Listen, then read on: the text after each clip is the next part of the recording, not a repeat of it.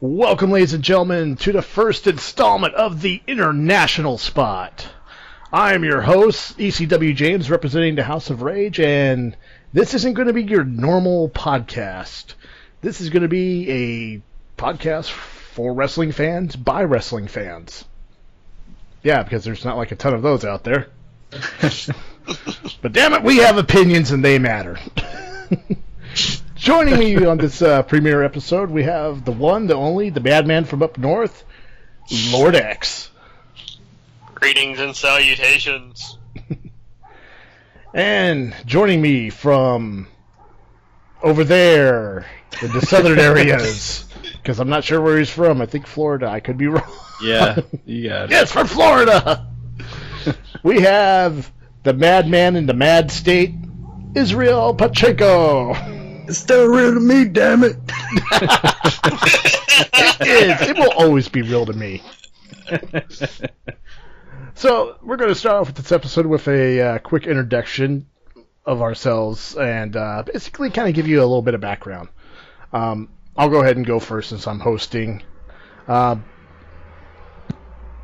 Everyone knows my name by now, hopefully, ECW James. I have been a fan of wrestling since I was about 5 years old.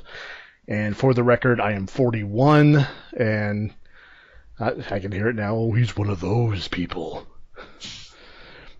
But I'll just say this.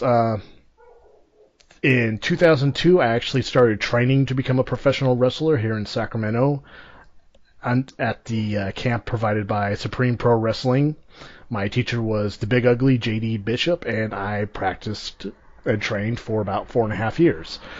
Afterwards, I have still involved as a referee for several really great matches. I've been since then, on and off involved with the independent wrestling scene here in California. So, that's what I've been doing. Lord X? I've been a wrestling fan since around WrestleMania 13 or 14. Can't really remember exactly when, but it's been ages. Kind of started, mixed between WWE or WWF at the time and WCW, and just branched off from there. Basically. I have not trained to be a wrestler. I have never competed in a ring. I just bitch about wrestling from time to time on the internet. Well, you have that right. It's the internet, damn it. How about you, Izzy? Me, I started watching wrestling when I was a little kid, a mix of WWF and WCW at the time. But I guess during that time period, I got too violent, so my dad stopped watching it. And then my parents split up eventually, and then later on I was reintroduced into wrestling in 2000. When, the tail end of the Attitude Era, when it was getting really hot there. So I started watching around Royal Rumble 2000 again, and ever since then I've been watching. There was a brief period, well, not brief, it was like almost 3 years, that I stopped watching wrestling from late 2008 to early 2011. But, I've been back since 2011 and still watching, still enjoy the product, so pretty much just WWE for me. I know there's a lot of other promotions out there, but that's what I watch and that's what I know. Yeah. Well, hopefully we can expand some people's horizons here. Let them know that there's other stuff out there. Yeah. Support your local wrestling. Mm-hmm. So another thing we're going to be doing on this podcast is we're going to watch the pay-per-views for the month. With this past month being, good God, there's so many pay-per-views this past month. Yeah. Well, we were kind of late. Well, yeah, it just all worked out very well. And so let's go ahead and jump into the first pay-per-view of the month, which was the 2015 Royal Rumble. Ooh. Yeah. Yeah. So let's go ahead and start at the top of the card, which would have been the pre-show match. Cesaro and Tyson Kidd with Natalya and Adam Rose and all of his Rosebuds versus New Day and Xavier Woods. So, were you guys able to watch that one? I missed the pre-show match. Honestly, I know they have like it on the network now. Like before, they had it on YouTube, Facebook, and all those different social media outlets. But yeah, I usually don't watch the pre-show match. I just start off whenever the actual official pay-per-view kicks off, which it kind of sucks that they don't actually get to be on the pay-per-view. They're on the pre-show. Yeah, that kind of sucks, especially when you hear about how good a pre-show match was. Yeah. It's like, well, why the fuck didn't we get to see it? Yeah. Yeah, but in terms of this tag team, I'm really liking Cesaro and Tyson Kidd. Oh, I think they're starting to get like a really good flow going now. The New Day, I don't know what the hell they're doing and what they're thinking. Oh. I think individually, all three guys are talented. Oh, yes. But they just haven't found their niche yet in WWE. Kofi Kingston's been there for a while, and it seems like he still hasn't found that thing. He's just really been in the mid-card. Big E, I saw him, in NXT before he got up to the main roster, and I thought he has potential, and if they would let him be himself on the mic and stop doing cheesy promos.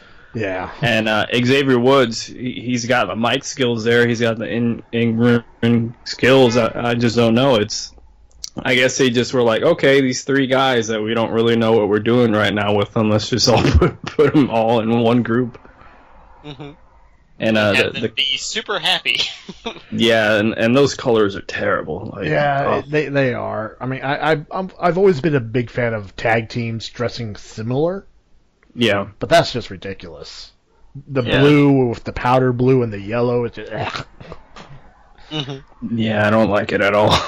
And I kind of agree with you. I really don't like the direction they're going with New Day. It screams of stereotyping. Yep. Yeah.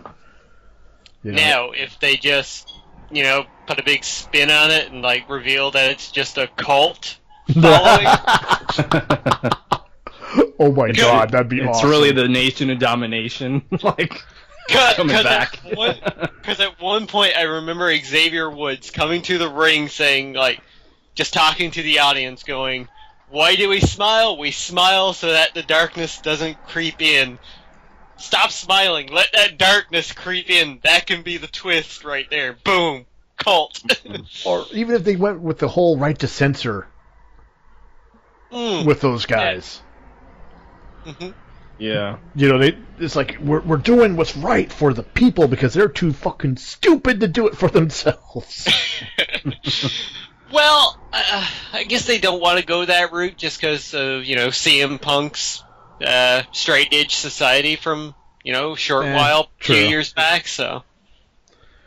But it's the WWE, they like copying themselves over and over again. Yeah, and they act like we don't remember, so. Yeah, well, of course not. Like, I got a little piece of wrestling trivia for you. Everyone remembers Hulk Hogan being the first person to body slam Andre the Giant, right? Mm-hmm.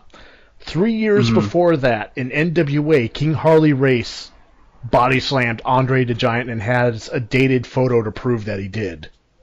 Huh. Mm-hmm. Yeah, they don't tell you that, do they? Yeah, it works against them. It's just something they do. They do it all the time on the network. Yeah. Like when they were doing the Monday Night War series, which I really enjoyed, but at the same time, it's like they were going hard at Eric Bischoff and at Paul Heyman. Like not as much because they're in good relations with Paul Heyman at this point, but it's like Eric Bischoff was the devil to them pretty much. Man. Which he wasn't. He got overzealous.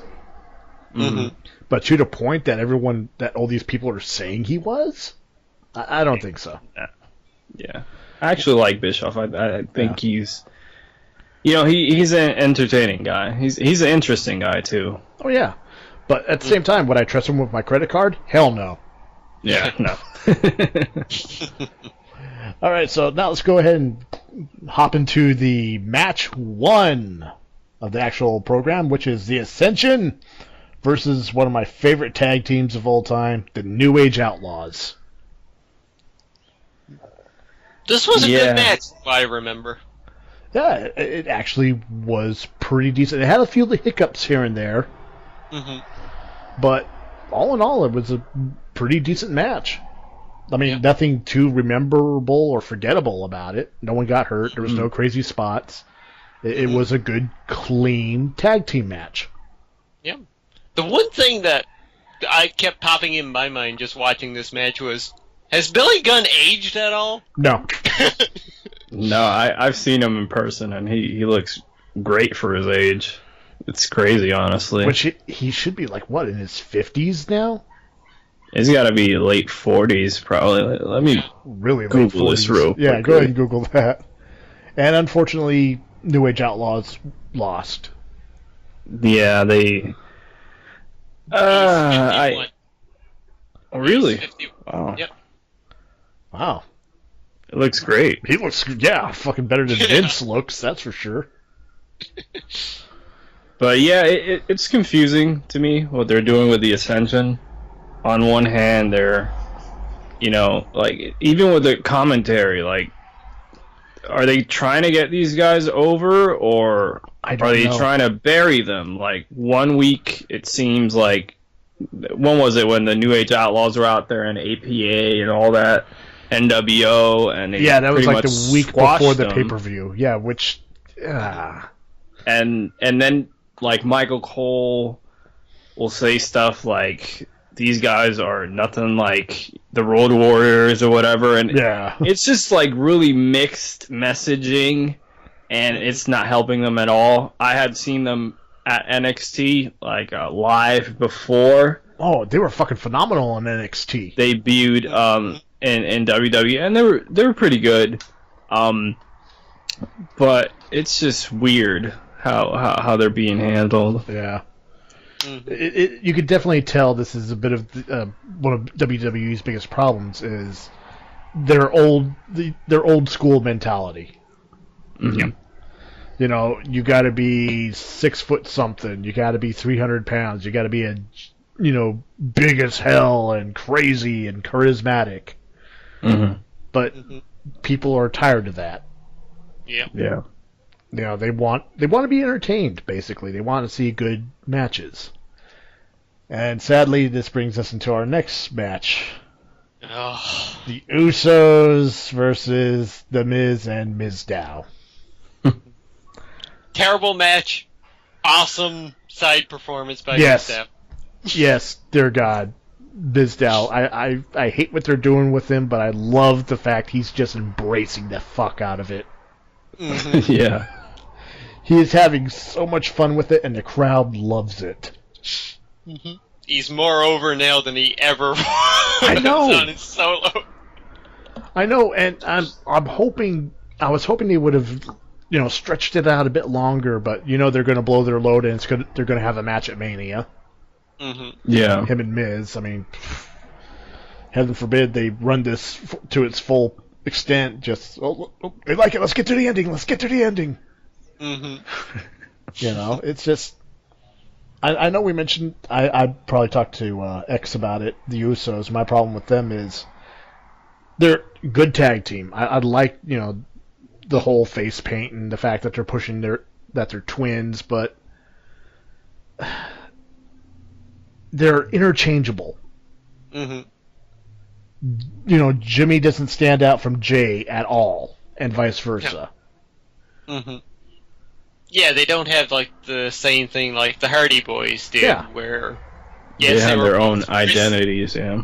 Yeah. Yeah, they're sadly they're a twin tag team, Hmm. and I know a couple of wrestlers here in California that are twins, and they're embracing it, but at the same time they see the problems with it. It's like, yeah, if I try to going out doing something different, people aren't going to respond well. Hmm. Mm-hmm. No. But yeah, that match, it was painful. Mm. Yep. And then we go to match 4, which honestly surprised the hell out of me. Hmm. This match I was like, oh, Divas match, I'm not going to care. And in my opinion, it was the second best match on the card. Hmm. Yeah, it really was. And that is the Bella Twins versus Paige and Natalia. Mm. Stop that. It's funny looking at this card. It looked like freaking Teddy Long put this together because it's all damn tag team match. Put the tag team match. If you're a midget, we'll put you in the ring. For the tag team match on SmackDown. Let me holler at you, player. And tonight is tag team action. Well, yeah, because all their singles guys were in the Rumble. Yeah. And it makes sense, but it's just funny. Yeah, it is. Yeah. But like I said, I was honestly pleasantly surprised. Mm-hmm. I was like, wow, that was actually good. Yeah, when they give them time, they could do pretty good matches, but when they're like giving them like 3 minutes, it's like... Oh, trust me, we're going to touch on that. Yeah. Oh, are we ever. And then we have I guess it would be the first main event. Mm-hmm. Brock Lesnar with Paul Heyman versus John Cena and Seth Rollins with Jamie Noble and Joey Mercury. Really good match. Damn good match. That's how you make Brock Lesnar look like a fucking monster. Mm-hmm. It was really good. Yep. I mean, everything about it. It was one of those matches that made sense. Of course, they're going to try everything to keep the big guy down. Mm-hmm. Mm-hmm. And I love the fact that they were selling. It's like, he's hurt. He's hurt. Brock Lesnar's hurt. He's broken a rib. He just comes out of nowhere. I know, and I honestly believed it. Yeah, same here. I was like, oh shit. Is it really going to happen now? Then all of a sudden, boom, German, done! It was just like, oh my god. It was a really good match. It was. Yep. I mean, I was just like completely blown away by it. You know, I even applauded at the end, even though I was just kind of sitting alone in my living room. But still, it was good. Yep. And it really, I think, pushed Seth Rollins into like the main event picture. It proved that he could be at that level. Oh, easily. Yeah. Easily. I mean, just because of the fact that, yeah, all this time he's been playing the coward, or, you know, even when he was in the Shield, he kind of hid behind the other guys in the Shield. Mm-hmm. But just the fact he stood up, went toe-to-toe, hit everyone with everything he had, Mm-hmm. but still wasn't able to do the job. Yeah. You know, it impressed me. Mm-hmm. Kind of gave me hope. Which was almost immediately dashed. So let's go down the Rumble card, shall we? Oh. Yeah. Number 1 in the Rumble, The Miz. Whoa. Yeah. Number 2, the first surprise of the night, not the fact that he was there, but the fact that he was actually working, R-Truth. Hashtag give R-Truth a chance. He needs it. Guy's been around long enough. He's a good wrestler. He is. He is. He's a good wrestler when they, let him do what, if they let him just be himself. He's great on the mic. Yep. But no, he's a black guy. Yeah, I remember when he was K-Quick back in the day. Yeah, back in the day when he used to tag with with Scotty Too Hottie.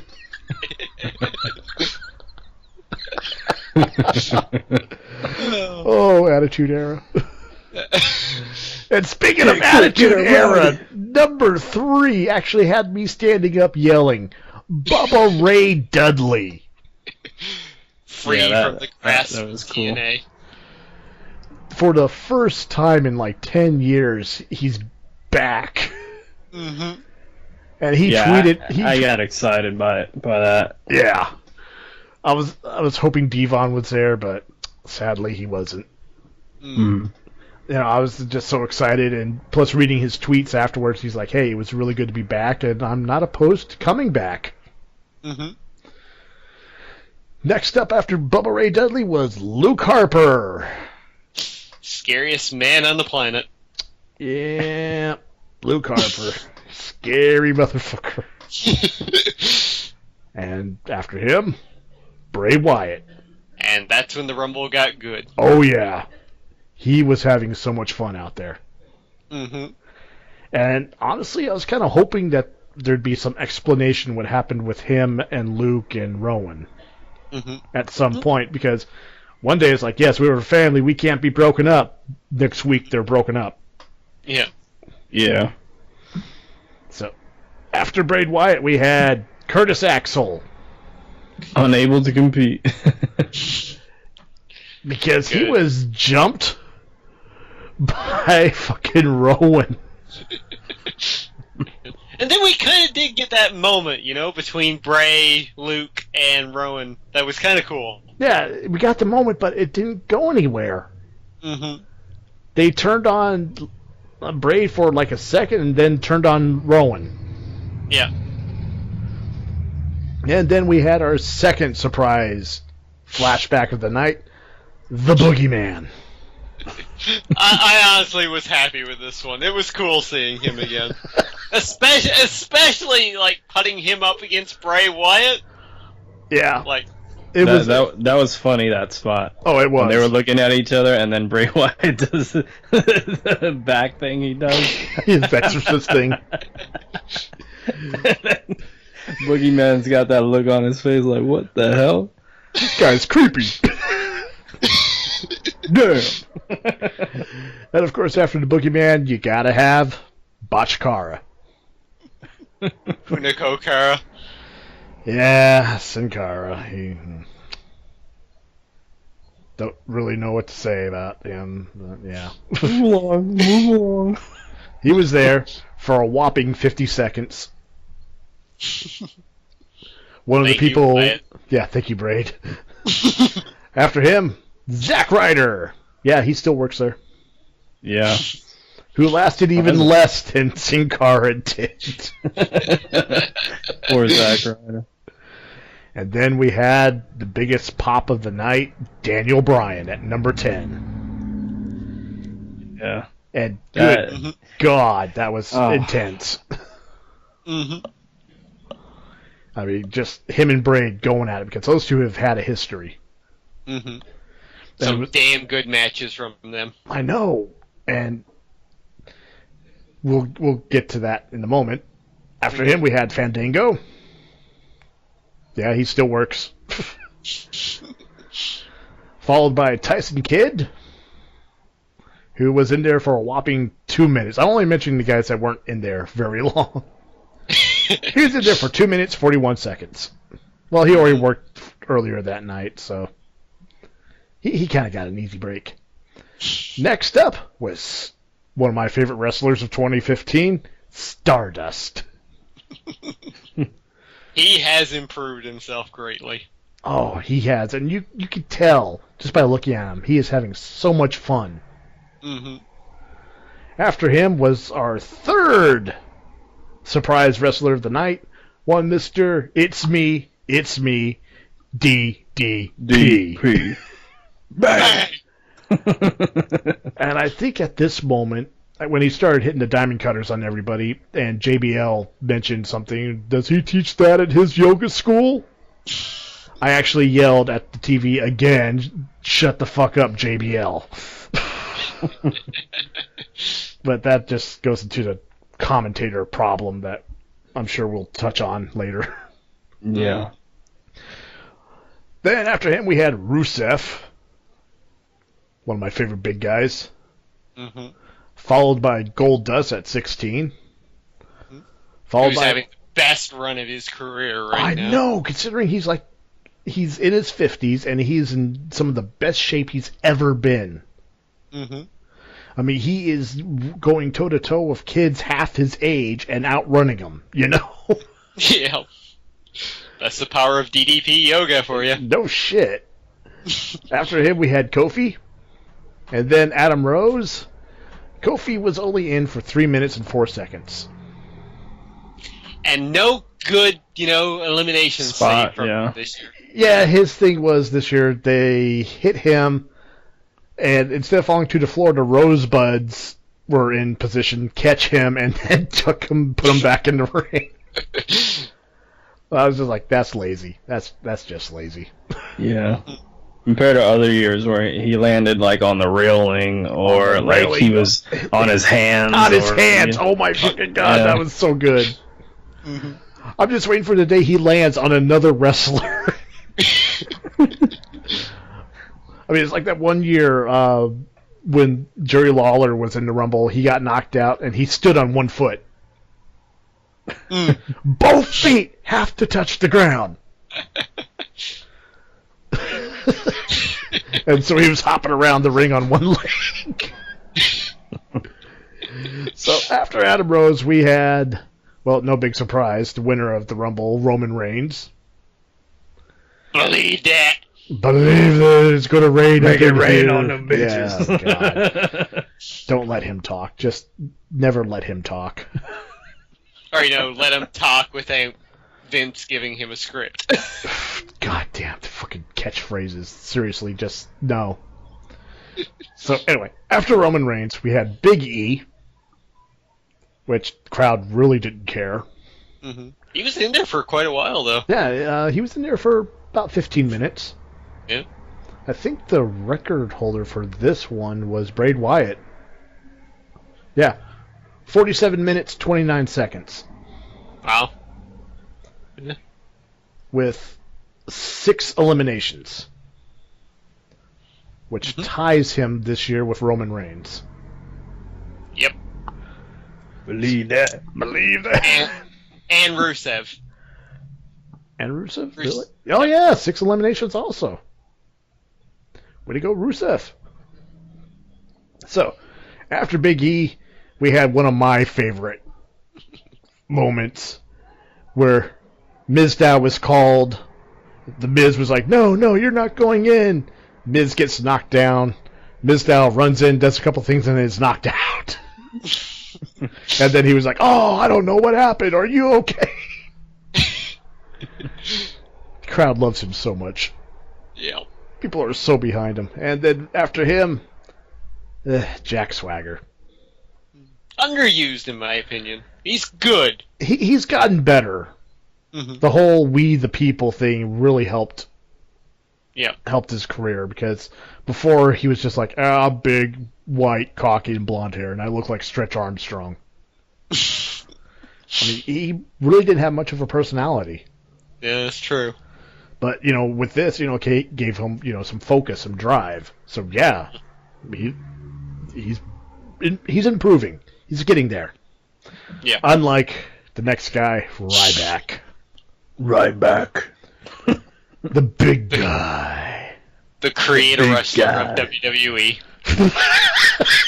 Seriously, another podcast done by Steven Larson, formerly of Machinima, they pointed that out. Ryback is the creator wrestler done by a 6-year-old. He's big, he's bulky, he has the big guy on his chest, and his catchphrases include feed me more, stupid, and finish it. He is the creator wrestler of I'm not gonna lie. WWE. I like Ryback. I think we need like one of those types of guys. You know. Well, you do. Wrestling is a 3-ring circus. Mm-hmm. You got to have a little bit of everything to keep people's attention. Mm-hmm. Yeah. I mean, I'm not saying Ryback doesn't have a place there. He does, but they got to use him better. Mm-hmm. Yeah. They and started off well with him, but then just faltered, I think. yeah. And after Ryback, we have one of the big guys of days past, one Mr. Citizen Kane. Who broke the all-time record for eliminations this year. No, he didn't. Yeah, he did. He was one behind Shawn Michaels before this Rumble. Oh, you mean Total. together? Like Yeah. okay. I Oh, got total. Yeah, because I'm looking at the list here. It's like, it just says he has 4. Yeah. Overall. Overall, He- yes. Yes, overall, yes. And one thing, why the fuck does he wrestle in pants? I He's don't know. corporate Kane. They couldn't just give him some black tights? So, after Kane, we had crowd favorite, the Lunatic Fringe, Dean Ambrose. Yes. And then we had Titus O'Neil.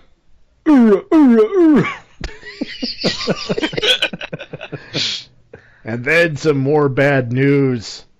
Yeah. Fucking bad news, Barrett. Followed by Cesaro, The Big Show, and last but not least, crowd favorite Dolph Ziggler.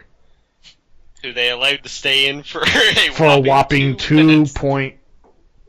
2 minutes 29 seconds. Now, that's what I wanted to talk about. A lot of people were pissed at this event. Mm-hmm. A lot of them were pissed that Daniel Bryan was eliminated so fucking early. Mm-hmm. Yeah. And a lot of people were pissed off that all the crowd favorites were pretty much shit on and eliminated. Yeah. The way they decided to end the Rumble with just Kane and Big Show picking up everybody and gently putting them outside the ring was really shitty. Yeah. He, showed go up, super punch, they're knocked out. Mm-hmm. Then they just pick them up, taking the trash out, out. And it was bad. Mm-hmm. And Roman Reigns, they booed the fuck out of him. Yeah. They did. They really did. I would say they booed him more than Batista last year. Mm.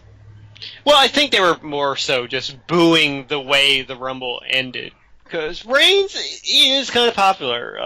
Oh, he is. I think it was just the way they actually ended it, because It was really the execution, yeah. Yeah, he didn't prove He that got the heat from it, yeah. Yeah. Instead of Kane and Big Show turning on each other at the end there, if he had, fought back and actually beaten both of them up as they were, standing side by side, could have been different. Yeah, but no, they just... Kane, Big Show, no one could beat them. Mm. It was kind of, it was, in my opinion, it was very disrespectful to the fans and kind of disrespectful to the workers. Yep. Even though, they're collecting a multi-million-dollar paycheck. I'm not going to lie, if I was in their position, I'd be like, yeah, fine, whatever. As long as my check doesn't bounce. And some of them are just happy to be there. Yeah, like Big E. Yeah. You watch that guy, he's just happy to wrestle. Yeah. He's like, I don't care what you do. Just let me wrestle. And that's the thing. A lot of the guys that they're picked up now, were kind of big independent guys, and they just want to wrestle. It's their dream. Yep. They don't care about the big contracts. Because I have friends that have wrestled in, New York, Canada, Japan, Mexico, and they're like, it doesn't matter if it's 15 people or 1,500. You go out there and you bust your ass every time.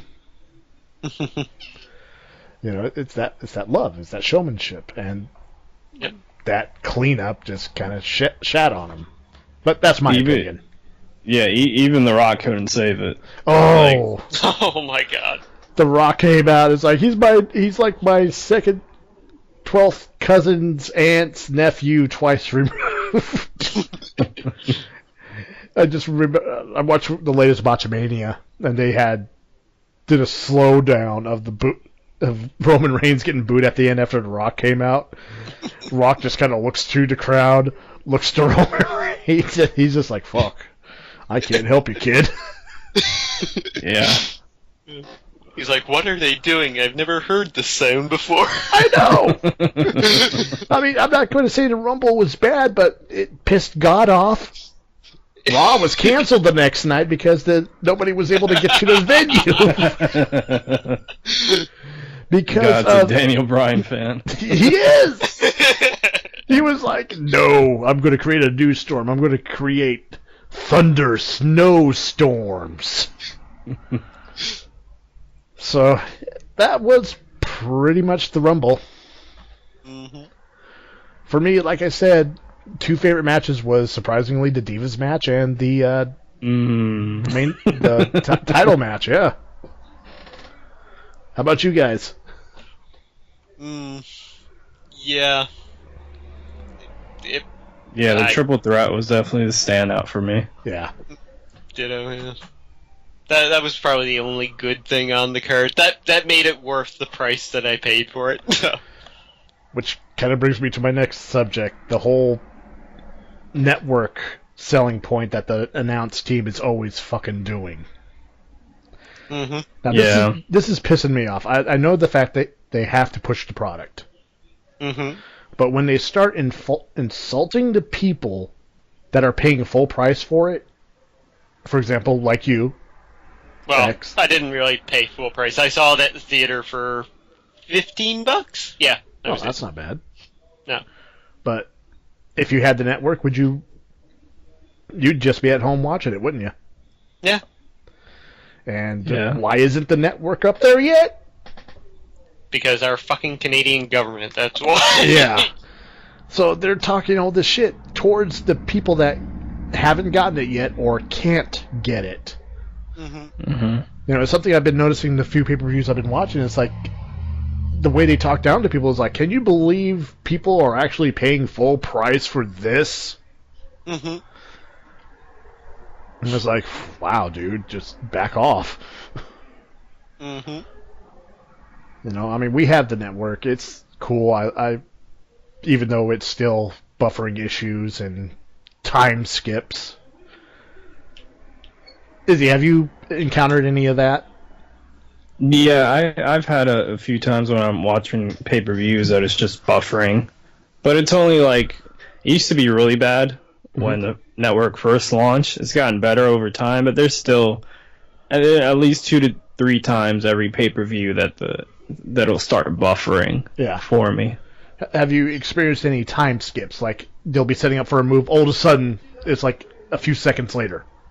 Yeah, or it goes back, and it'll like replay the same segment. You know? that's a little annoying. But you know, the network's only been around a year now. Mm-hmm. I mean, considering everything they're trying to do, you know, a few little problems here and there, I can't complain too much. Yeah, except for the fact it's total divas. Seriously. So now that we've covered something disappointing, well, somewhat disappointing, let's talk about something not disappointing. Oh, yeah. And that was NXT TakeOver Rival. And oh my fucking god. Yeah. Now this is how wrestling should be done. The entire match, with the exception, well, for me, with the exception of one match, was good. Mm-hmm. The entire show was fucking phenomenal. From start to finish. Now let's go ahead and... Orlex, would you like to go down the matches? Sure. Well, the listing that you gave us here, should I start on the bottom? Because these aren't necessarily in order. Well, they kind of are. They have the main event at the top, and it's just flip-flopped. Yeah. No, there is a couple here that are... Really? Because the Divas match was right after the number one contenders match. The tag shit, that's right, okay. Yeah, let's just do it in order. Fuck it! Fuck it, we'll do it live! Alright, first we had the singles match between Hideo Itami versus Tyler Breeze.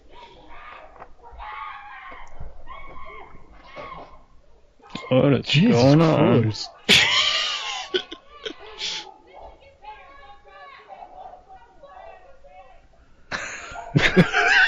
Yeah, they're not fans of NXT. I opened my window. That was a mistake. This is why I don't leave the house anymore. Send help. So I'll probably cut that out. So yes, okay. Hideo Itami versus Tyler Breeze. Great match to begin the card. Mm-hmm. And I love the one thing I love about Itami right now is he's always teasing the GTO or GTS, but never does it. I know. And it pisses me off because he invented that move. Mm-hmm. For those who don't know, Hideo Itami was a wrestler formerly known as Kenta from the Noah promotion in Japan. where he invented the move that CM Punk stole, the go to sleep. And also the move that Daniel Bryan stole, the running knee. Yeah. And plus, if, the fire-up he does, the multiple slaps to the face and the spin kick to the gut, a lot of people have stolen that from him. It's become the go-to fire-up spot. But anyway, go on, continue. Right, so the next match was a no disqualification match between Bull Dempsey and Baron Corbin. Definitely showed the right way to do a big man versus big man match. I didn't care for it. It was okay. They could have been, well, if this was in a Raw ring, for instance, this would have been a lot worse. Yeah. Yeah, Bull Dempsey, I think, is a pretty good wrestler. Nice persona and everything around. Corbin, tough guy motorcyclist. We think. It's just, they really don't give you much with him. No. I mean, bland. Yeah, you talk about how Ryback was a created character by a 6-year-old. Corbin is the created character by a fucking angsty teenager. He's cool, he's cold, he's calculating, he shows no emotion, which doesn't work very well in the visual medium. Alright, so yeah, that's my problem with it. That and they're trying too hard to make Bull the next Taz. Yeah, I can definitely see that. Alright, so the match after that was the NXT Tag Team Championship match, where we had the Lucha Dragons defending their titles against Wesley Blake and, who I think has the best name right now in NXT, Buddy Murphy. Because he sounds like a Newfoundlander, even though he's not. This, outside of all the botches, was actually a decent match. Yeah, I mean, they had that one spot in the beginning where first Sin Cara botched the head scissors takedown, and then Drago screwed up his own move he'd done millions of times. But I think they recovered really good from that and still had a real solid match. Though I gotta ask, what the fuck is up with Blake and Murphy's theme song music? Oh, the dubstep seizure entrance? Yeah. I that don't know. hurts. That just hurts. I get the feeling it was like Triple H just walking through, hey, you know what's popular? Dubstep. Probably. Dubstep and weird internet hacking images, apparently. Because apparently that's what hacking looks like. I guess. Alright, after that, we had our first big match of the night, and that was the number one contenders match between Finn Balor and Adrian Neville. That match was incredible. Just as incredible as Balor's entrance. Yeah. He's having fun. Yeah, that entire match was just back and forth awesome. And I love the fact it just wasn't a high-flying match. They had some technical wrestling, they had some brawling, it was a good mix. And that ending, dear God. Yeah. Fucking beautiful. Yep, it was fantastic. And, after that match, we were like, man, nothing's going to top that match. Because, well, we got the Divas coming out, or the women match coming out. So, the NXT Women's Championship Fatal 4-Way match between the champion Charlotte versus Sasha Banks versus Bayley versus Becky Lynch. That's a lot of bees. That is a lot of bees. Yeah, this Fatal 4-Way lived up to the last Fatal 4-Way we saw at NXT because these women, wow. I know. That's what women's wrestling should be. Not the 30 seconds quick roll up women's match on it's frustrating. it's frustrating. These, we'll get to that later. Sorry. And then finally we had the NXT Championship match between Sami Zayn, the champion, versus Kevin Owens. And this was excellent, in my opinion. I enjoyed the match. I have one problem with it, but that's it. Yeah.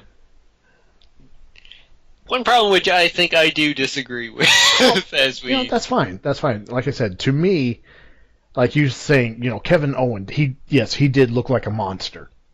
Mm-hmm. He was fucking vicious. He was relentless. He was methodical. That's something you really don't see a lot of in a lot of wrestlers anymore. The fact that he was purposely going for that slow pace. Mm-hmm. Like right at the beginning, doing those like little mind games, like getting out of the ring and whatnot. Yeah. And for a guy like him, who's not in the best of shape, who can't run 150,000 miles per second, it makes sense for him to want to slow it down to get the other guy frustrated. It's ring psychology. Yeah. Even though the man can do some incredible things, he can. Like his size. Like back in when he first started, he used to do a 450 splash. Mm-hmm. Yeah, there is a great video that our friend Big Boss introduced me to, and that was the, what was it, 60-something moves of Kevin Owens? Yeah, a guy that size has 60 fucking moves. Mm-hmm. And some of them include stuff like the Swanton Bomb. Jesus Christ.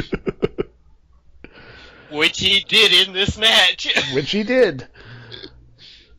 But like I was saying, the only part that I did not agree with was near the end when he was just power bombing the fuck out of Sami Zayn over and over again. He went for a pin, and Sami Zayn kicked out. Yeah. At 2. Mm-hmm. And it's like, well, yeah, he's strong, but after all that punishment, Zayn still was able to kick out. Mm-hmm.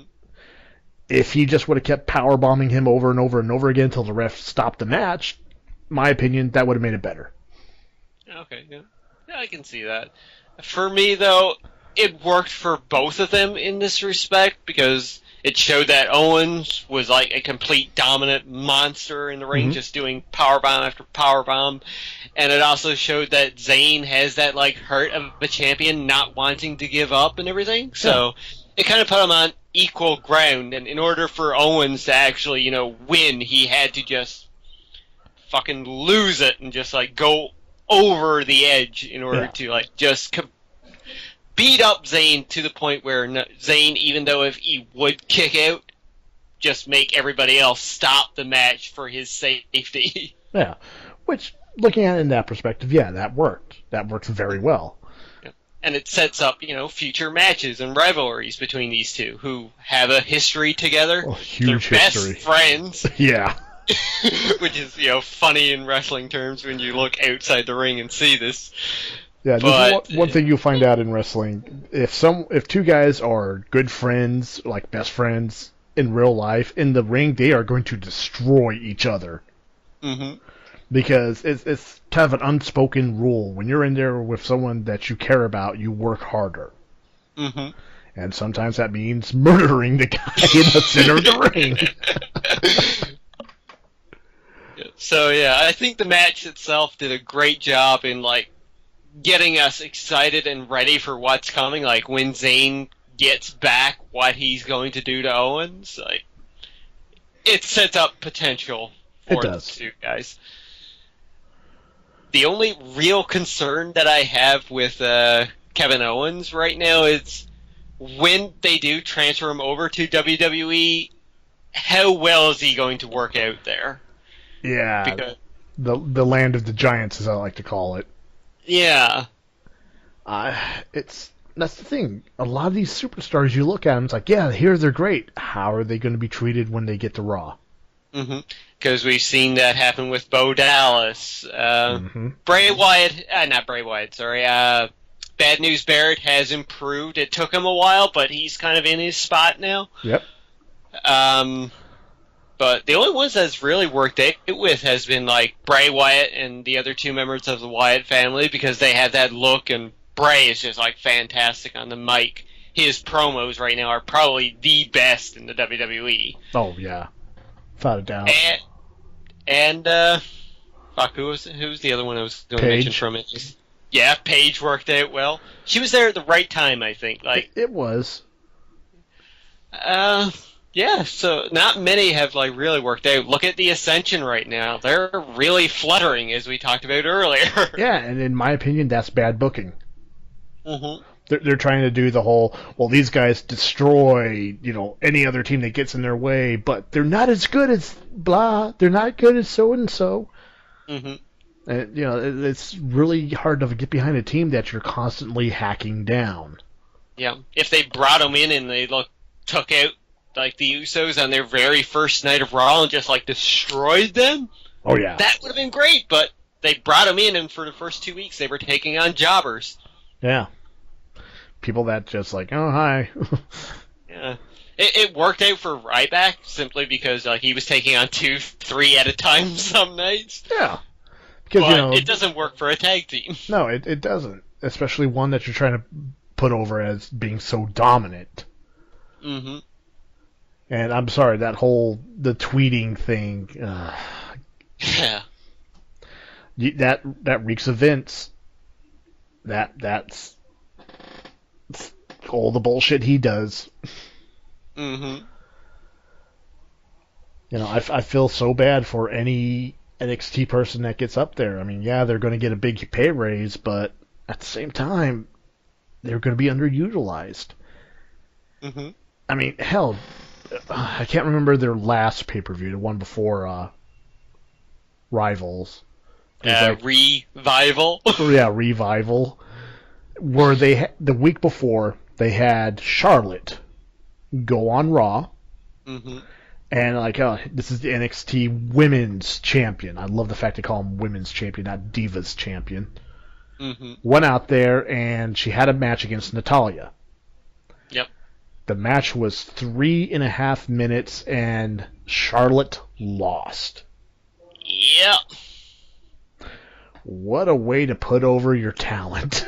Yeah. Probably the best women's wrestler you have going for you right now. Well, yeah, she's genetically superior. Mm-hmm. One could say she does things with flair. Woo! But yeah, we'll get to the whole Divas thing here in a minute. Mm-hmm. So, yeah, that pay-per-view was great. Yeah. It more than made up for a fucking Rumble for me. Yeah.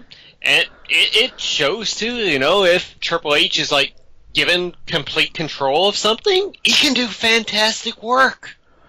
Which is weird when you think about all the stuff that happened with Triple H in the past.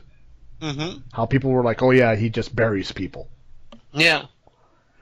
Here he is now trying to make a lot of money. Yeah. And he is making a lot of money. Mm-hmm.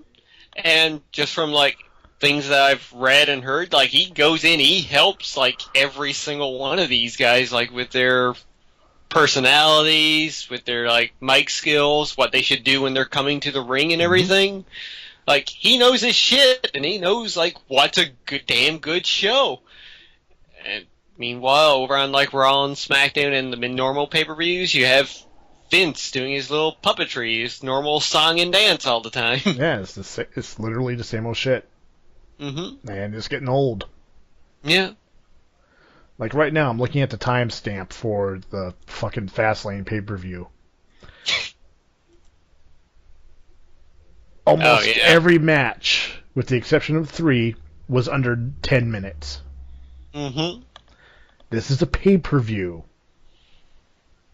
Yeah.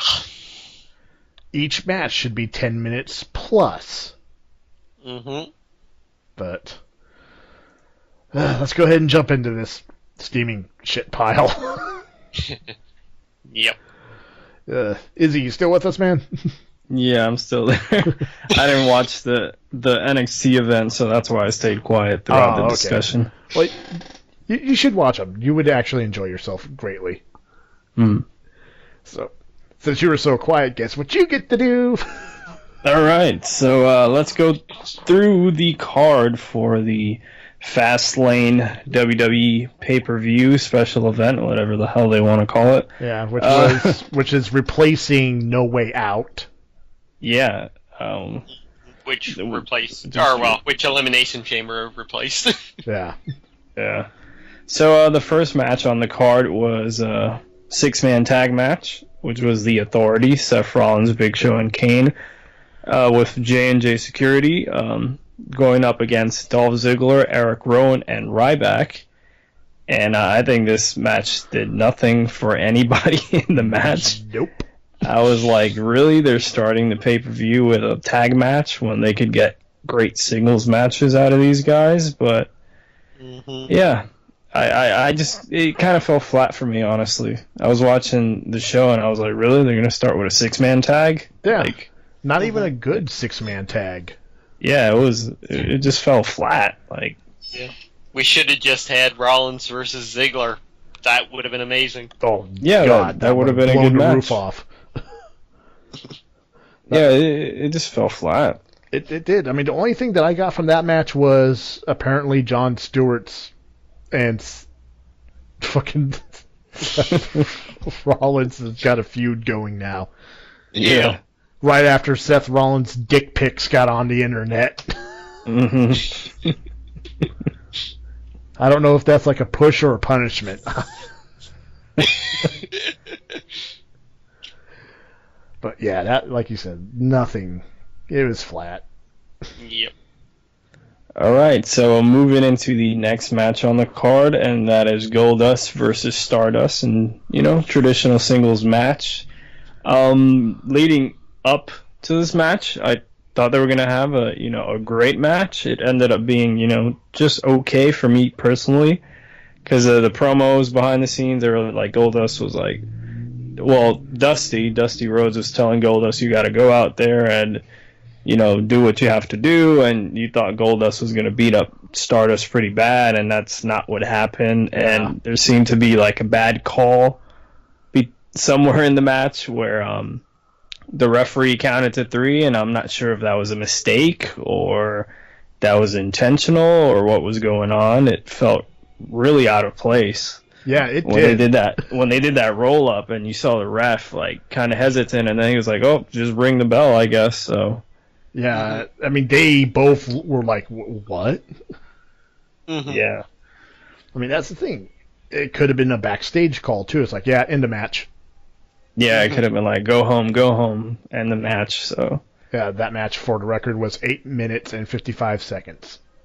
Yeah, I think they could have had a way better match than what they had. And hopefully we see a rematch at Mania, but I don't see them getting much more time than what they got on this. Yeah, probably not. So, but I will say, the segment that they did right afterwards was good. Yeah. It almost saved it. Yeah. It almost saved it. I just don't understand the hissing like a cat. Yeah.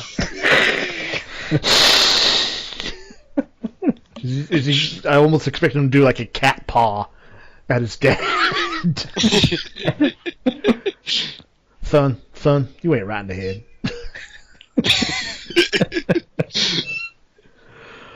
Oh, man. So, now that we've talked about a really bad tag match, let's talk about a good tag match. Yeah, definitely.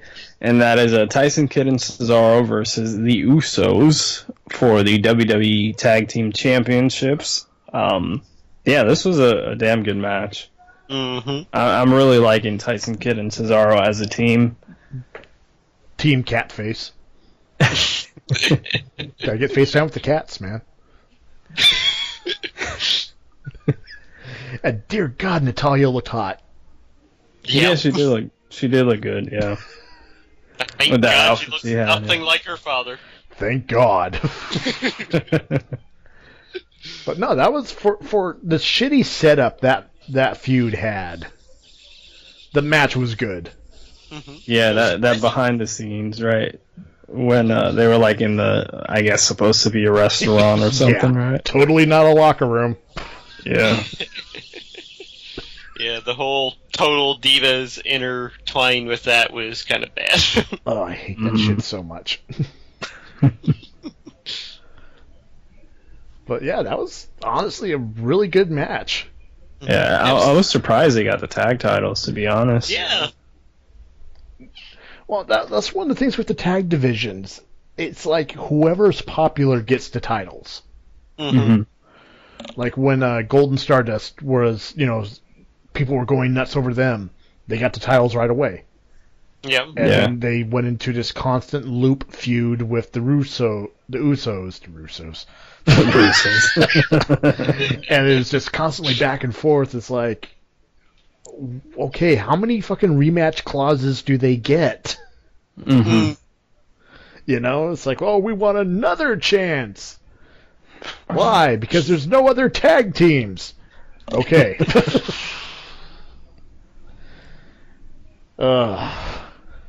Next match. Yeah, so moving into the next match, and that is the WWE Divas Championship match, Nikki Bella versus Paige. They didn't get much time in this match. A whopping 5 minutes, 34 seconds on a pay-per-view. Yeah, I think they both could do better. I think Nikki Bella has improved, definitely from several years ago. Mm-hmm. Paige, I know she has in-ring work from seeing her at NXT. I don't know, I was expecting a better match coming out of them. Maybe it was just a short time limit that they really couldn't put something together. It just seemed really sloppy. Mm-hmm. Yeah, it did. I mean, the upside, Nikki Bella's vag wasn't popping out of her tights this one. Good God, I've never seen a female wrestling star with more wardrobe malfunctions than her. Yeah, I think they could do better. I'm guessing, I don't know what they're going to do at this point. Is it going to be another rematch moving into WrestleMania for the Divas Championship, or are they going to get cut from the show completely, or I don't know what's going on. Yeah, honestly, I can't remember the last time they actually had a women's championship match at a WrestleMania. Yeah, it's been really start and stop with the Divas division. Yeah. It used to, it's like they get a really good push, then the Divas get good, and then they just disappear, and they get 2-minute matches, and it's just I don't know what's going on. I don't think anybody knows.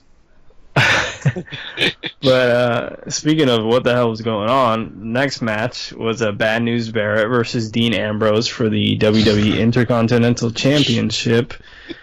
And it ended by disqualification because Dean Ambrose wouldn't stop kicking Barrett. Which the ref didn't even do a 4 count. Yeah, it was very sloppy. This was... I don't know. Though. The aftermath of the match was excellent. It was. Yeah, when he took the belt and all that, and that was good. But the actual match itself, I don't think they had the chemistry. The chemistry wasn't there, and the finish definitely didn't help the match. With the disqualification. So I would have liked to see a more clear cut finish, but I'm guessing, as we've mentioned with all these matches, another rematch for WrestleMania. If it even goes that far. Yeah, if it does, or whoever gets the title next. Well, the past Raw, they kind of started building up a fatal 4-way for that between Barrett, Ambrose, Ziggler, and R-Truth, which, that would be a good match, I think. That would be. Yeah, it would be a good match. If they let them wrestle. Yeah. Yeah, that's what's got me worried about WrestleMania. I think a lot of these matches are not going to get that much time, and it's crazy because WrestleMania is 4 hours, depending on the year, so it should have plenty of time. But well, an hour of that will be cut out for entrances for Sting, Triple H, Undertaker, Bray Wyatt, and John Cena. Yeah, so speaking of Bray Wyatt, I think it'd be the perfect time to talk about it. I can't remember exactly when it happened. If it was between the Divas match and the Intercontinental, if it was afterwards. I think it was after the IC match. But Bray Wyatt did this great promo, I think. where where the Undertaker's music hit. They have the Undertaker Druids come out and start chanting and all that, all his music, all the smoke, and then a casket comes out. Once I saw the casket, I'm like, Undertaker's not in that casket, because you're not gonna have Undertaker walk out in the casket. He would just walk out like he normally does, and then they open the casket. Surprise! It's Bray Wyatt. The crowd gets pretty pissed. And I thought it was great. I thought it was a short, concise promo by Bray Wyatt, which I think he's had an issue with in recent memory. Some of his promos were going a little bit too long. They were getting a little bit too complicated, flying over my head just a little bit. Like, I like this one in particular. It was like straight to the point. They didn't have him out there for like 10 minutes doing a promo, so it just worked out really well. As we saw on Raw, Undertaker didn't show, so I'm still waiting to see Undertaker come back and see how this feud develops. I hope they don't bring him back to wrestle. Last photo I saw of him, he looked horrible. Yeah. I saw that picture too, yeah. Also, if he does come back, it's kind of a piss off, because now we will have a WrestleMania that has both Sting and The Undertaker, and they're not in the same match together.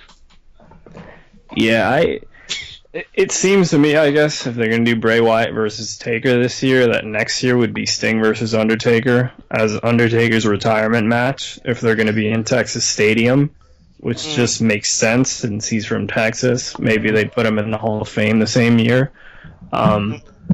So I don't know, or maybe he works with somebody else for his retirement match, but I think he might... If he does this match this year, then I think he'll do one more next year as his retirement match. Yeah, it would make sense if he fought Sting for a retirement match. That way, both of them can go out retired like that. Yeah, and that'd be a huge paycheck too. Yeah. So yeah, the other promo, in-ring promo from the night, as speaking of Sting, was Triple H calling out Sting.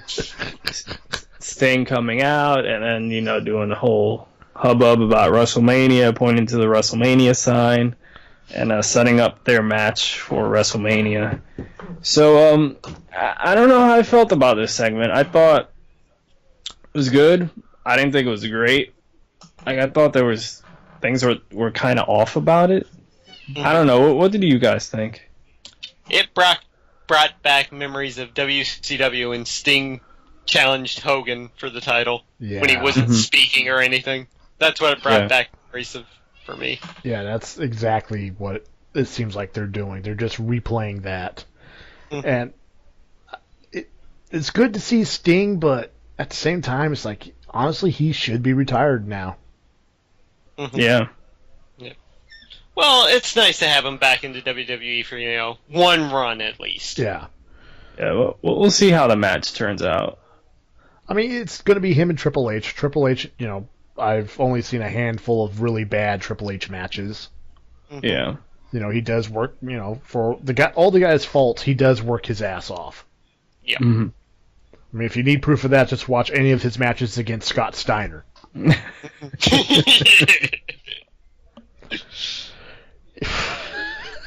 mean, Jesus Christ.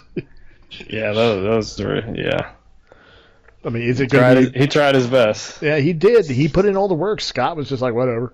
Whatever, brother. Huh? It's just... It's going to be... I hope it's going to be a fun match. Yeah. But... Oh, man. 2 more matches. So, yeah, we're almost there. So, second to last match was Rusev with Lana against John Cena in a United States Championship match. And I really enjoyed this match. I thought it was well done.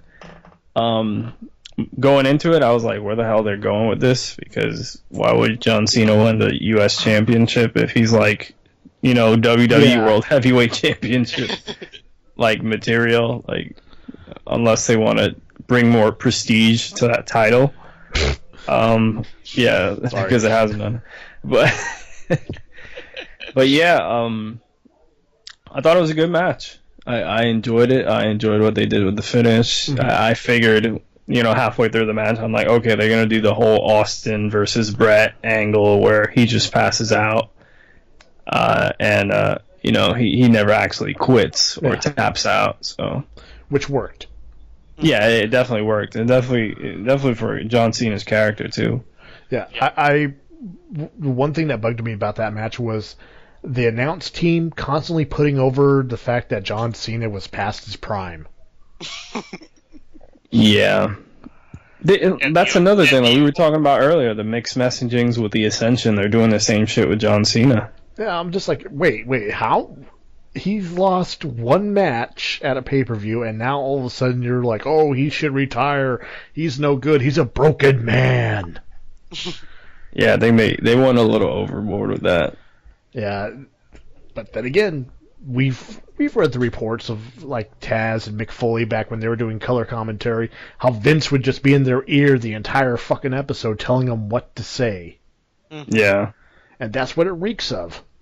Yep. And I agree, the match was good. It was a damn good match. I love Rusev. I love the fact that he's undefeated. Mm-hmm. And with the exception of the kick to the nuts, he goes over clean. Yep. Yeah. I actually thought the kick to the nuts was actually quite good for two reasons. One, heels should cheat. Yeah. And that was good for Rusev to finally, actually cheat. And two, he's been talking about kicking somebody in the groin for months now, and he finally did it.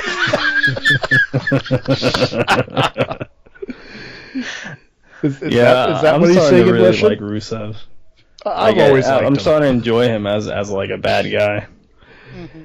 I mean, it's a total throwback to the 80s, the Cold War era, but it works. It works so well. And I love the fact that they stopped fucking pushing Vladimir Putin. Yeah. Great leader, Vladimir Putin. You'd love to say Putin. There is one thing I wish they would have done with Rusev after he won the U.S. title. He should have pulled a Lance Storm and put the Russian flag over it. Oh my god! Like Lance did back in WCW with it when he called it the Canadian Championship. Oh, that would have been brilliant. That honestly would have been brilliant. They have extra face plates around there. Yeah, they could have did something like that. But moving into the last final match of the night, the main event, that was Roman Reigns versus Daniel Bryan for the basically the number one contendership spot for WrestleMania against the World Heavyweight Championship Brock Lesnar. I thought this was a really good match. It really surprised me. I was surprised. Well, that's the thing. With Daniel Bryan, he can make any match a damn good match. Yeah. And that's what's got me worried, too. Like, was this all Bryan? Or, did Roman Reigns hold up, his own end in the match? That's actually a very good point. Because, if we go into WrestleMania and then Reigns versus Brock Lesnar sucks, that's a problem. That's going to be a huge problem. Because last year, Brock versus Taker sucked. Yeah. And I don't know if it was because Taker was, he was, from reports that I've heard, he literally got knocked out like a few minutes into the match. So he was, he didn't really know where he was or what was going on. But yeah, that's been confirmed. He received I think it was like a grade 1 concussion. Mm-hmm. Mm-hmm. Yeah, after the first F5, wasn't it? I don't remember. Yeah, I know it was very early into the match, though. So, yeah, we'll see how it turns out. Roman Reigns versus Brock Lesnar, but Brock Lesnar is a damn good worker, so we'll see how it turns out. Yeah. But in terms of this match, I thought it was a great match. Yeah, they beat the hell out of each other. Like, the running time was just a little bit over 20 minutes, and I thought that's exactly what they needed to really show that Roman Reigns could go in a match that's longer than 10 minutes. Yeah. And plus, honestly, if I think that if it wasn't for his hernia problems that he had, that put him on the sideline for a few months, and actually had that time to do more singles matches, people would have been behind him more. Yep. Yeah. He never had the chance to build his character at all. Yeah, because beforehand he was just the big, scary, sexy guy from The Shield. Seriously, you ask any woman out there to be like, ooh, Roman Reigns. Why? Because he looks like he belongs on the cover of a romance novel. Alongside Fabio. Exactly. Roman Reigns, the Samoan Fabio. Samoan Fabio. But yeah, he But never really got a chance I thought to. that Yeah. the little things they did in this match, like their facial expressions, like I was surprised by like Roman's like facial expressions. Like he was actually selling stuff. Yeah. Like you actually thought he was pretty hurt several times in the match, and I was just it brought like a whole new level of respect for Roman Reigns. But of course, like I said, this could have been, of course, Daniel Bryan really enhancing him. Mhm. But we'll see once WrestleMania comes right around the corner. Just a few short weeks away. And I'm sure he's going to get the belt, so we'll see throughout this year if he could really hold that championship. Mm.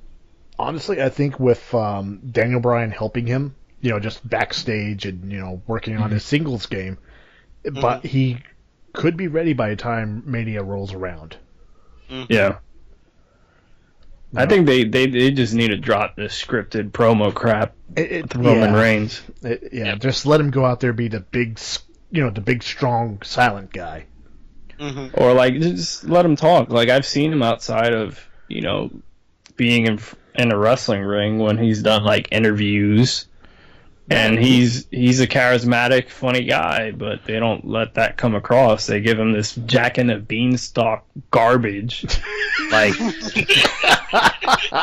like really? I was watching Raw. I'm like, are they really having him do this?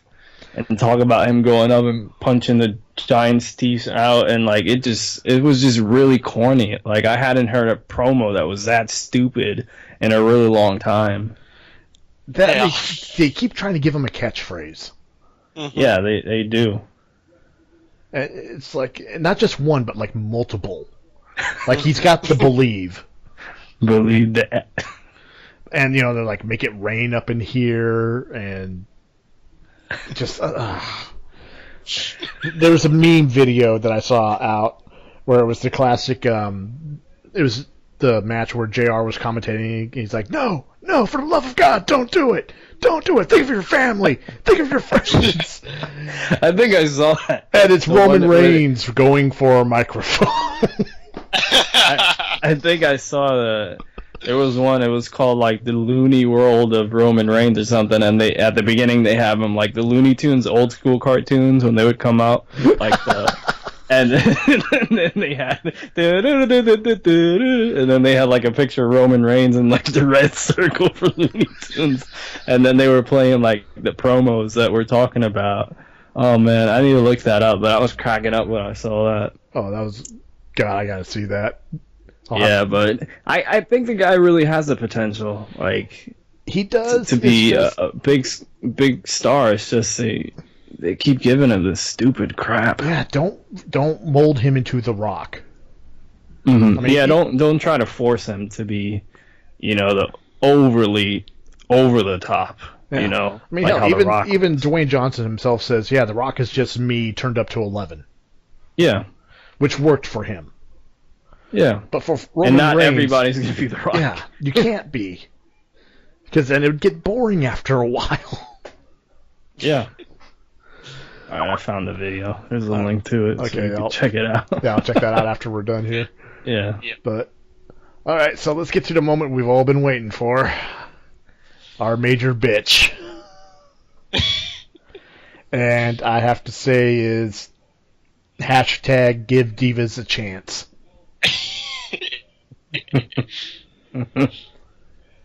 The amount of I'm sorry, this is a little serious because I didn't mention this earlier, but my roommate is Altar Girl Brittany Wonder. She's a female wrestler here in California.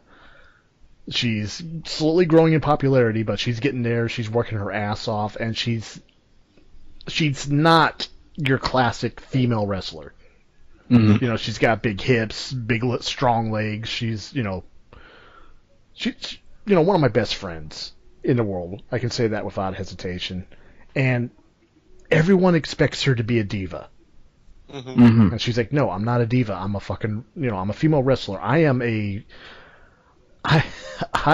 entertainer. Mm-hmm. It is my job to go out there and make you guys forget about the shitty week you've been having. I'm not going to do lingerie matches. I'm not going to do this shit. I'm going to go out there and wrestle and make you love it. And she does.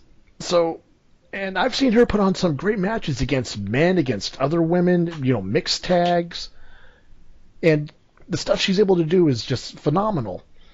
And then I turn around and I look at what's going on in NXT, how the women's wrestling there is just great. It's blowing up. It's on par with the fucking, men's, it's getting the same respect that the male wrestlers are getting. Mm-hmm. And then you look at Raw. 30 seconds. Yeah, that last Divas tag match was pretty horrible. The Sting promo was longer than the match itself. Yeah. It's disrespectful. Mm-hmm. And AJ Lee is even getting on board with this. Oh, yeah, I did see that. Yeah, I'm glad you're bringing this up. Yeah, those tweets she's been sending at Stephanie, like, hey, listen, we're making just as much money, if not more money, than your male superstars. How come we're not getting treated and paid the same? Mm-hmm. Yeah. And that's a big fucking deal. I mean, if you look at NXT, there are female wrestlers there. Each one has a separate personality, right? Yeah. Each one has a gimmick. You look at Raw or SmackDown or the main roster. What are their gimmicks? Yeah, they always got like a crazy chick. It's either Summer Rae or Alicia Fox or somebody else as being the quote unquote crazy chick. And then there's like always like the pretty girl, and I don't know. It's just like you said, the characters aren't developed enough. Yeah, which is sad because they have more exposure, right? Mm-hmm. I mean, for the love of God, Total Divas, they have their own fucking TV show. Mm-hmm. And what is it? Oh, watch us as we sit around in lingerie and go partying and make out with each other. I'm a father. I have a 13-year-old daughter. I would be ashamed if she was watching and seeing that product, Mm-hmm. Yeah. Because what message is that sending to other kids? Mm-hmm. To not only the female viewers, but, male viewers. Mm. Yes, they're wrestlers. They trained, they always point that out. They trained for months and years. Don't try this at home, but at the same time, look at her boobs. Look at her ass. Look how skimpy her outfit is. Mm-hmm. The WWE has had that problem now for the longest time. But at least, back in the Attitude Era days, or near the end of it anyway, we had Trish and Lita who were like fantastic wrestlers. Exactly. Trish Stratus, without, one of the best female wrestlers of recent days, came in as, God, she was the manager of TNA, Test and Albert.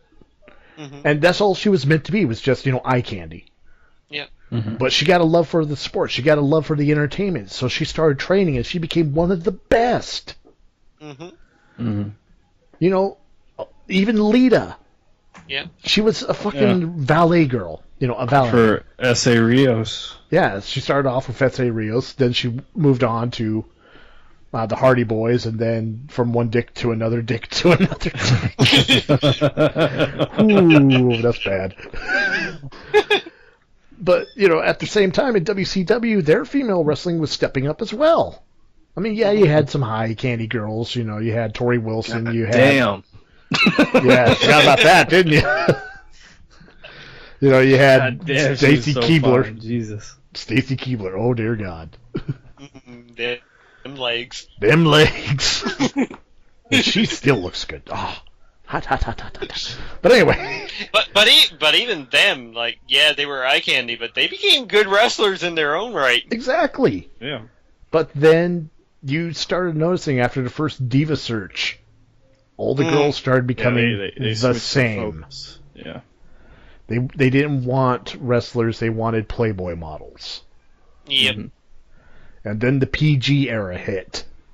And I just killed that. Yeah. And it's like you have all these girls that are like I remember the first season of Tough Enough, there were 2 women who joined up just because they wanted to be in Playboy. Mm-hmm. They didn't give a shit about wrestling. They wanted to be in Playboy. Mm-hmm. And at that point I was like, wow, that's the message they're sending out to people, to the women out there that watch. It's like, hey, become a wrestler and be in Playboy. Mm-hmm. Even though now they shun at that because, if you show a little bit of nudity, you're gone. Yeah. Even though Lana's still around somehow. God. Wait. There's some nudes of Lana? Yeah. Oh, you do. You have not seen those. No, I haven't. She was in a movie, and she did show a little bit. I need this. Gonna be doing some reasons. crushing tonight. I'm going to be doing some research later. No, that's bad. I'm joking, of course. Yeah. But what you were saying, though, I think is true. They got so much exposure with Total Divas, and I watched the show, and there's stuff on there, I think, that shows the more human side of the Divas, that they're just not this, woman, like Playboy model, or there's more to them. And with having that exposure on that network, wouldn't you think they would give them more time on TV to develop those characters? And now that there's an audience for that show, maybe they never were wrestling fans, but they're like, oh, this is a reality show. It has a bunch of chicks in it. They're female wrestlers. And now maybe they move over to Raw, and then they see like a 30-second segment. And they're like, what the hell? Like, they're used to like a whole hour-long show every Sunday night that you see all these different women in. And then you go see Raw or SmackDown, and they're barely on there. Like it just seems counterproductive. And honestly, I would watch the show if they actually focused more on the reality. Yeah. Instead of their obvious bullshit. Oh god, that pisses me off so much. Oh, this really happened. She's really upset about a painting Natalia did of her and her husband. Mm-hmm. Really? Oh, God, what? At work on break, a bunch of the people that I work with, they don't watch wrestling at all. They could care less about it, but a few of them actually watch the show, and the way they talk about it, it's like, oh no, that's scripted, that's bullshit. Please do not. I think the issue with it too is that a lot of the promos that they do for the show is like really minor stuff. Like, for example, they had that promo leading up to the episode where Rosa kissed Paige. Oh my god. And they made it look like it was like some lesbian shit, and they were both into it. When you actually watch the episode, Paige was like disgusted and really weirded out because they were friends, and they were like, she got the wrong impression or whatever, and it was a really awkward scene. But when they were promoting it on TV, they were acting like, oh, these chicks are making out and they both love each other. And it wasn't like that when you actually watched the episode. Mm-hmm. Paige was like, no, you shouldn't have done that. Like, I'm sorry, but no. So, yeah, that's what it is, though. That's how the TV industry is. I mean, I understand the need to make money, and nothing makes more money than using sex. Yeah, sex sells. That is a fact. Yep. But at the same time, when you're trying to sell sex and reality. Mm-hmm.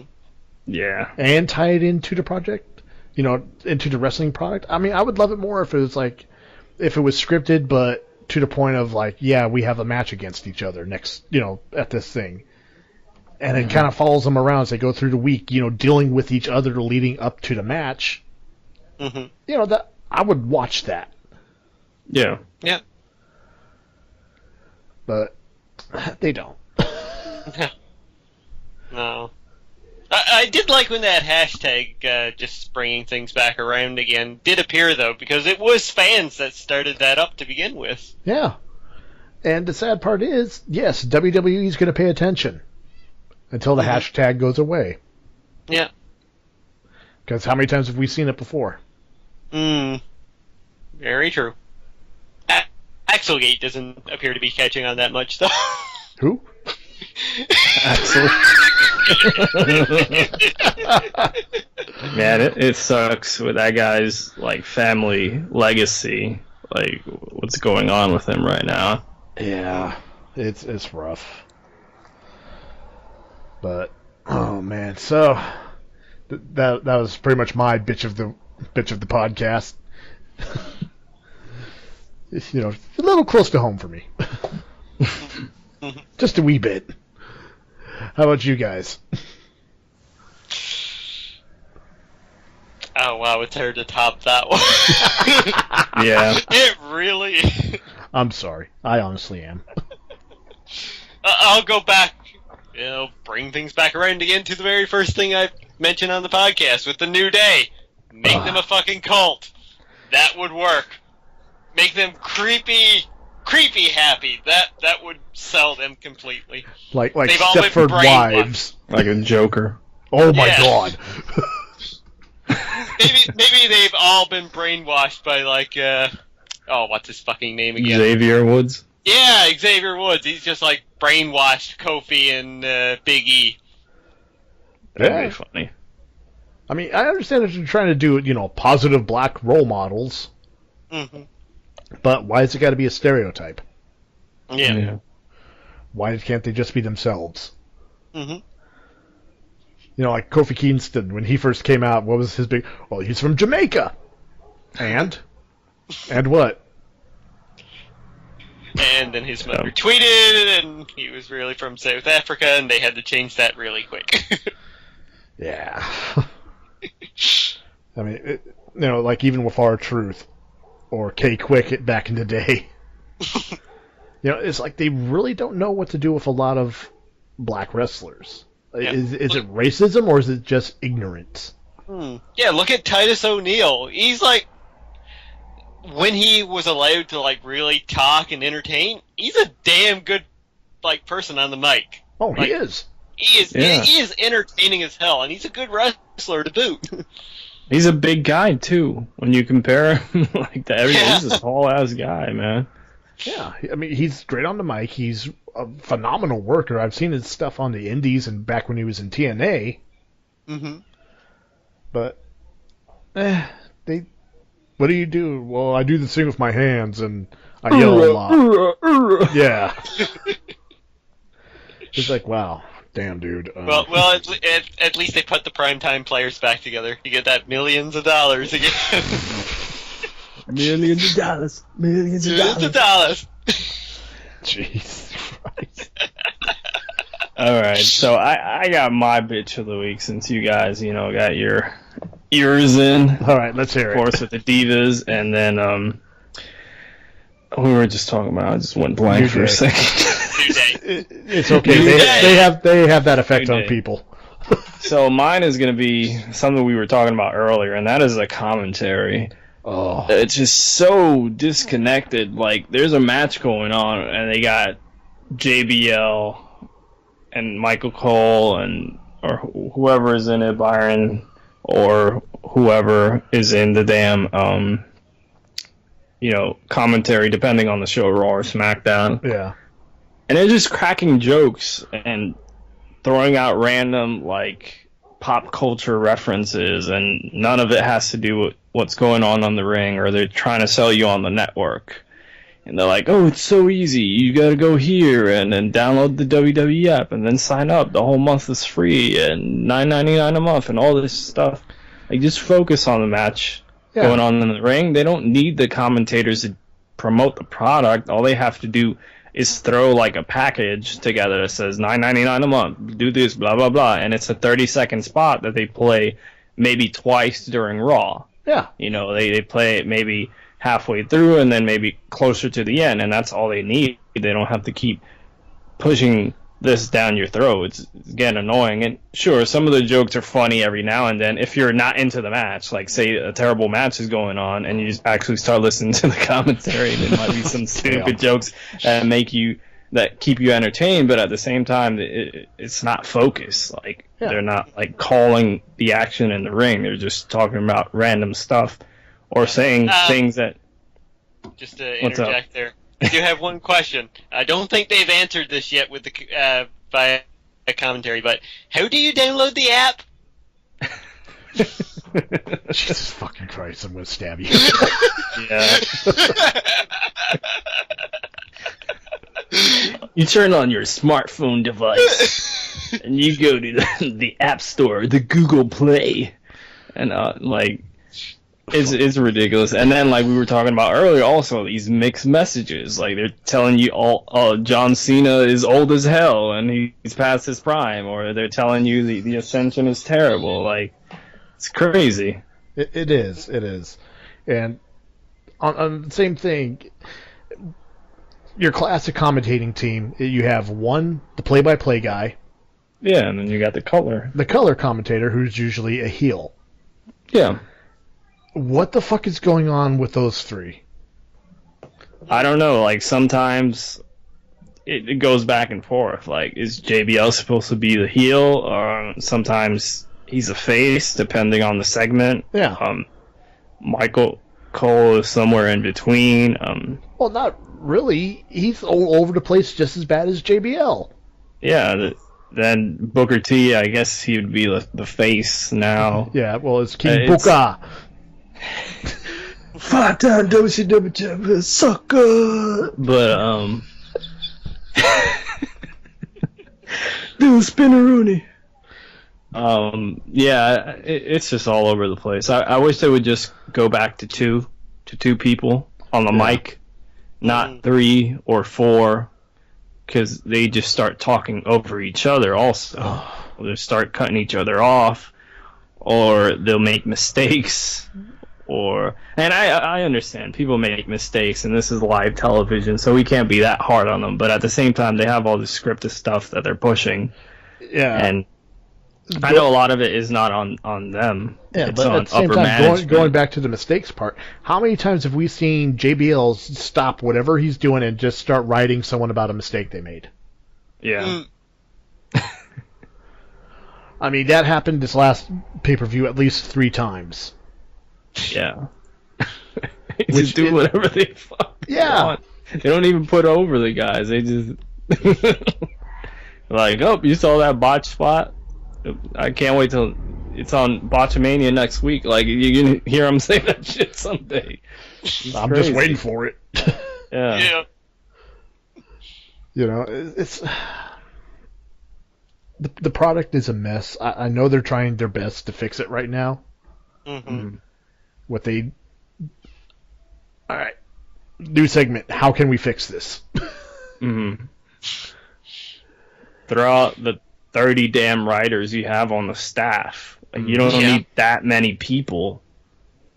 Like, it just doesn't make sense. Of course it's going to be a mess if everybody's vying for something different, and they got different motives and different intentions. Right. Mm-hmm. Well, even that, just lock Vince out of the writing room. Yeah, that's not gonna happen. Vince needs to do what Triple H has done with NXT. Mm-hmm. Stop trying to run. It's like Triple H who's calling all. Even if Vince is calling all the shots, but he's got all these people around, all these writing staffs, and like bunch of yes men. Yeah, like you don't. The irony, a bunch of yes men, but yeah, they just need to condense the staff to like maybe 3 people, 3 to 5 people, maybe at most. Like just condense. Like stop paying these people to write a bunch of bullshit that doesn't make sense. That's incoherent because it's so many people on the staff. Like they're not on the same page. Yeah, get rid of the writers, replace them with bookers. Yeah, exactly. Bring all these people in who know what the hell they're doing. And another thing I would suggest, cut the show time. Like, go back to 2 hours again. please. Yeah, 3 hours I is would way love too that. much. That was even something that Triple H mentioned on the Stone Cold podcast, where it's like even he wishes it would go back to 2 hours because it's really hard to write that last hour of television. Especially since you're not focusing on the wrestling. Yeah. Which is the sad part. Like, when they expanded the 3 hours, you think we'd get longer matches, less promos, but like 2 hours get of the more programming promos. is just talking. Yeah. Recap. Yeah. Oh, that's another thing. Like every 5 seconds, they're like, "I don't know if you heard, but this is what happened." Like, This is what happened 3 5 minutes seconds ago. Well, that's all SmackDown turned into for a while. It was a Raw recap show. Yeah, with a Yeah, couple yeah. matches. Yeah. it sucks because I don't think they're gonna go back to 2 hours because of the revenue that they got coming in, from all these ads. Yeah. And the US, and I'm sure they have some sort of contract with USA Network, but maybe one day in the future, USA Network's out of the damn picture and Raw is actually on the WWE Network, which maybe I'm talking about years from now, because I don't see it happening anytime soon, but You never just know. think of that. I mean, how how many awesome that would be. Yeah, you never know. I mean, how many of their own products have they already pulled to the network? Mm-hmm. Yeah, Main Event is now on the network. NXT is on the network. Was Total it- Divas or- is on the network now. Almost. I Yeah, think it's network exclusive. the older seasons are yeah, I think like they're trying to do the same thing with the new seasons as well. Mm-hmm. So we'll see how it turns out. I wish they would do that. They would just go to the network with Raw and SmackDown. yeah, because once he does that, I mean, it's just like with the Stone Cold interview with Vince. They were running at the end. It's like, hey, we're running out of time, and Vince is like, no, we don't. I own the network. We'll go longer. Yeah. If Vince just moves everything to the network, I think he can make the shows would improve, because then he doesn't have to deal with the ad revenues. Mm-hmm. Then he doesn't have to deal with all these other people trying to stick their fingers in the pie. Mm-hmm. Yeah.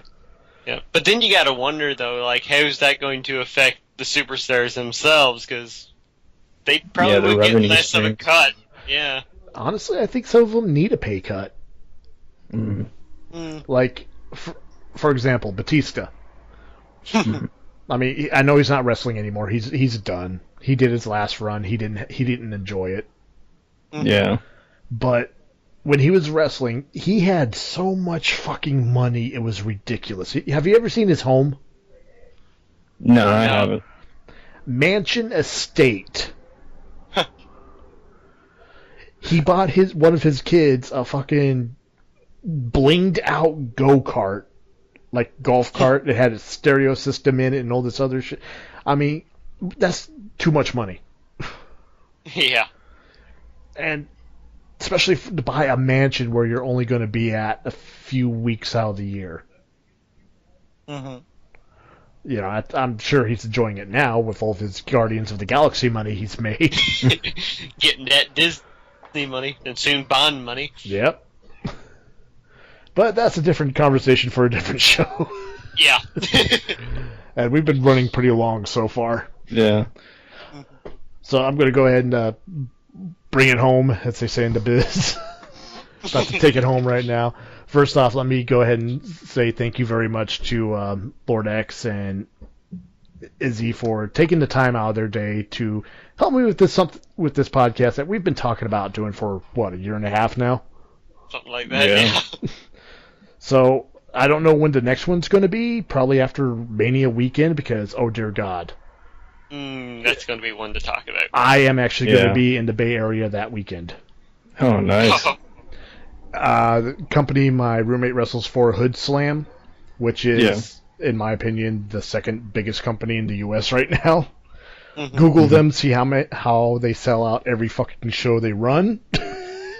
There's a movie, documentary, an opera. Yes, an opera about wrestling. And it was good. But they are going to be running WrestleMania weekend.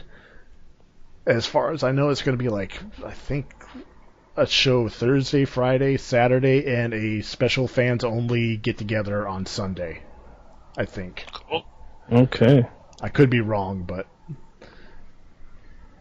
I'll be there. Nice. I'll be there. It's gonna be Bay Area is gonna be a fucking wrestling mecca. So many shows going on. We got the King of the Indies. They got going on. WrestleCon going on, right? Yeah. Alongside Mania. I know JR is doing like one of his spoken word events. Oh, I might have to check that out. Yeah, there's a lot of stuff going on. Like another female promotion here in the U.S. called Shine is going to be doing a big show in the Bay Area. Oh, nice. Yeah, it's going to be crazy. And I'm going to be loving every minute of it. So let's go ahead and bring this to a close. Ladies and gentlemen, this has been the International Spot. Thank you. And, well, tune in next time, which would probably be after Mania. Thank you, guys. Peace.